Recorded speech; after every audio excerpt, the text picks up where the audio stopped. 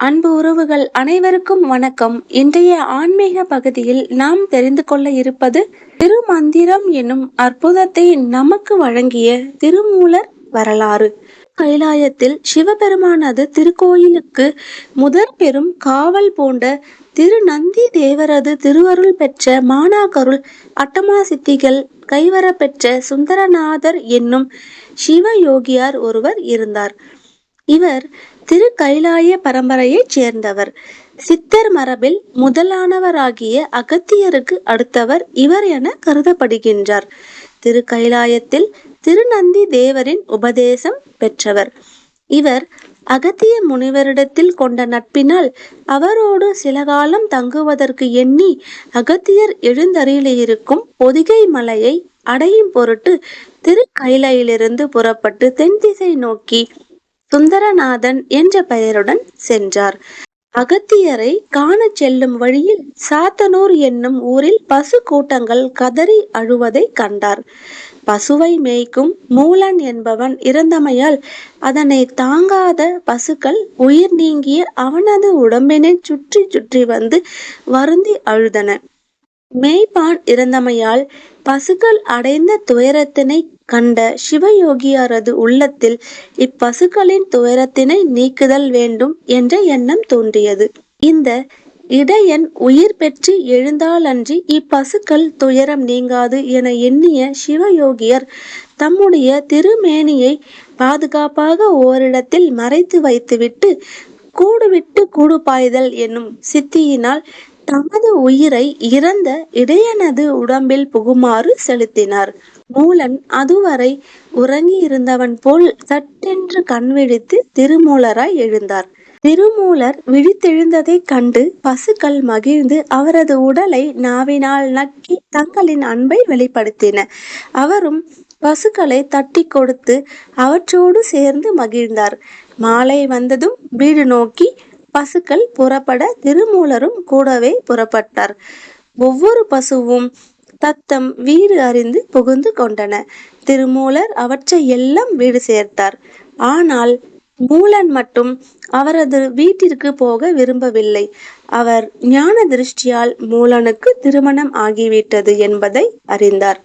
அதனால் தனியாக ஓரிடத்தில் அமர்ந்தார். மூலனின் மனைவி கணவன் வரவை வெகு நேரமாக எதிர்பார்த்து பயன் ஏதும் இல்லாததால் கணவனை தேடி புறப்பட்டாள்.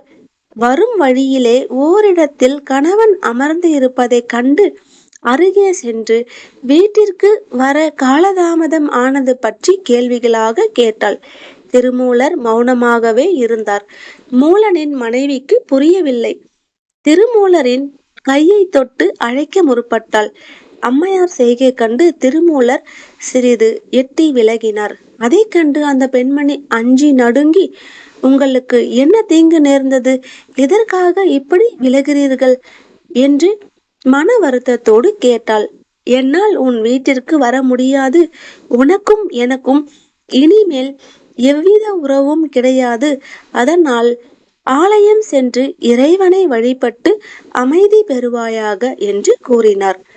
அதற்கு மேல் அவள் முன்னால் நிற்பதும் தவறு என்பதை உணர்ந்து திருமூலர் யோகியார் அத்தலத்திலுள்ள திருமடம் ஒன்றுக்கு சென்று சிவயோகத்தில் அமர்ந்தார். கணவனின் நிலையை கண்டு கதிகலங்கி போனாள் மனைவி. கணவனின் மனமாற்றத்தை பற்றி ஒன்றும் புரியாமல் கவலையோடு வீடு திரும்பினாள். மறுநாள் மூலனின் மனைவி சுற்றத்தாரை அழைத்து கொண்டு அவர் இருக்கும் இடத்திற்கு வந்தார். யோக நிலையில் அமர்ந்திருக்கும் திருமூலரின் முகத்தில் தெய்வ சக்தி தாண்டமாடுவது போன்ற தனி பிரகாசம் பொலிவு பெறுவது கண்டு இவர் ஒரு முனிவர் என்பதை அவர்களால் உணர்ந்து கொள்ள முடிந்தது. இருந்தும் அவர்கள் மூலனின் மனைவிக்காக திருமூலரிடம் வாதாடினார்கள். ஒரு பலனும் கிட்டவில்லை. அதன் பிறகு அவர்கள் மூலனின் மனைவியிடம், உன் கணவர் முன்னை போல் இல்லை. இப்பொழுது அவர் முற்றும் துறந்த முனிவராகிவிட்டார். இனிமேல் இந்த மெய்ஞானியோரோடு வாழ வேண்டும் என்பது நடக்காத காரியம் என்று கூறினர். அவர்கள் கூறியதை கேட்ட மூலனின் மனைவி அவரது கால்களில் விழுந்து வணங்கி வேதனையோடு வீடு திரும்பினாள். பிறகு திருமூலர் மறைவாக இருந்த தமது திருமேனியை தேடினார். கிடைக்கவில்லை. முதலில் யோகியாருக்கு சற்று வியப்பாகவே இருந்தது. யோக நிலையில் அமர்ந்தார். தமது தபோ வலிமையால் இறைவன் அருளிய வேத ஆகம பொருள்களை தமிழிலே வகுத்து உலகோர்க்கு உணர்த்த வேண்டும் என்பதற்காகவே இறைவன் தம் உடலை மறைத்தருளினார் என்பதை உணர்ந்து கொண்டார். அங்கிருந்து புறப்பட்ட திருமூலர் திருவாவடுதுறை திருத்தலத்தை அடைந்து மூலவர் பெருமானை பணிந்தவாறு மதிலுக்கு வெளியே மேற்கு பக்கமாக அமைந்துள்ள அரச மரத்தின் அடியில் அமர்ந்து சரியை, கிரியை, யோகம், ஞானம் என்ற 4 நெறிகளையும் ஓராண்டிற்கு ஒரு மந்திர பாடலாக 3000 ஆண்டுகள் சிவயோகத்தில் இருந்து 3000 பாடல்களை பாடினார். உலகோர் உய்யும் பொருட்டு திருமந்திர மாலையை அருளிய பின் யாரும் அறியாதவாறு தான் அமர்ந்திருந்த திருவாவடுதுறை ஆலயத்தின் கொடிமரத்தின் அடியில் தான் எழுதிய திருமந்திரம் அடங்கிய ஓலைச்சுவடுகளை புதைத்து வைத்துவிட்டு அவர் சிதம்பரம் சென்று நந்தீஸ்வரருடன் கலந்து விட்டார்.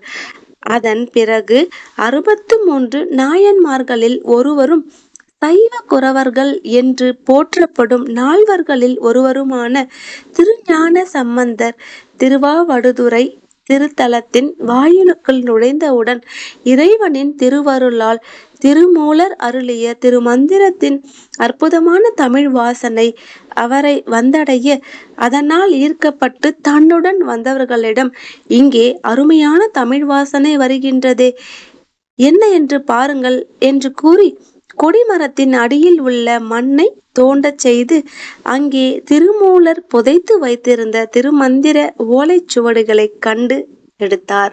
அவற்றை படித்து உணர்ந்து அதன் அருமை பெருமைகளை உலகோர் அனைவரும் அனுபவிக்க வேண்டும் என்று வெளியிட்டு அனைவருக்கும் ஓதி அருளச் செய்தார். பிற்காலத்தில் வந்த சேக்கிழார் பெருமான் 63 நாயன்மார்களை பற்றி தான் எழுதிய பெரிய புராணத்தில் திருமூலரை 46வதாக சேர்த்து திருமூலரின் வாழ்க்கை வரலாற்றையும் திருமந்திர பாடல்களின் குறிப்பும் எழுதி வைத்தார்.